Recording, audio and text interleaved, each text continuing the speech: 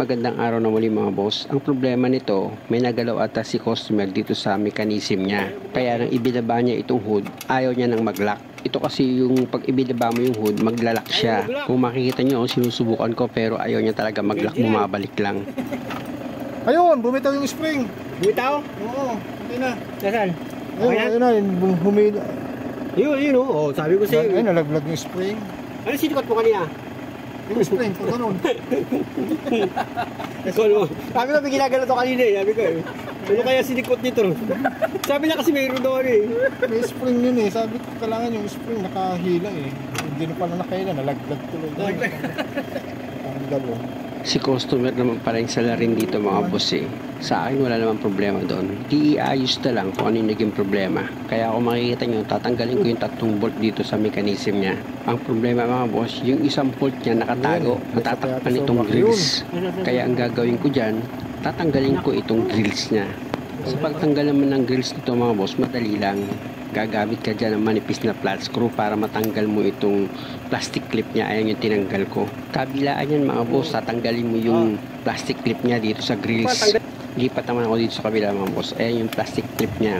Sisikwatin nyo lang para matanggal nyo itong clip niya. Take note mga boss meron yung 2 screw na tinanggal ko. Kaya lang hindi ko na naipakita sa inyo kasi tumulong yung customer sa pagtanggal eh.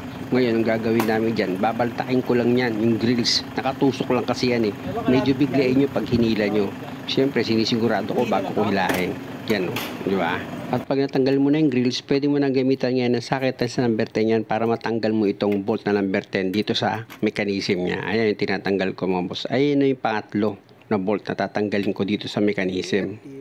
Iaangat mo lang itong mechanism mga boss pag natanggal mo yan. Kasi yung spring lang naman ang bumitaw dyan eh. Nasuntot siguro yan ng customer nung sinikwat yan ng screwdriver. Kaya natanggal yan. Sa pagbalik yan mga boss, nakita nyo naman, di ba? Gumamit lang ako dyan ng plier.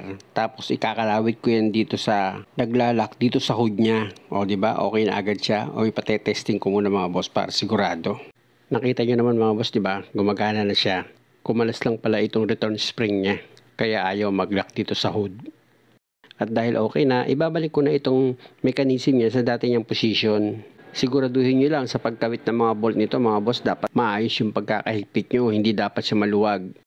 Hindi naman na kayo masyadong malilito dito mga boss dahil nga sa tatatlo naman itong bolt niya. At malaking bagay din na alam nyo ito para pag nagkaroon kayo ng problema dito sa hood nyo, alam nyo kung paano siya gagawin.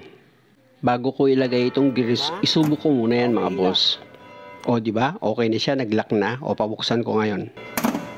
Okay na rin. Kaya ang gagawin ko ngayon dyan mga boss, syempre naman, ipa-final ko na yung higpit dito sa lock hood mechanism niya. At dahil okay na yan mga boss, pwede na ngayon ibalik itong grills niya. Itutusok niya lang yan mga boss pag naitapat nyo sa guide. O diba, sandali lang. Tapos meron yan 2 screw. Pwede kang gumamit ng socket wrench sa number 10. Pwede rin Phillips screw. After ko mahigpitan yan mga boss, lagay ko na itong clip niya. 2 yan mga boss, kabilaan yan Tapos ibaba ko na itong hood niya at pabubuksan ko yan ulit. O diba mga boss, okay na siya. Kaya kung may ganito kayo sasakyan, kayo na gumawa. Salamat.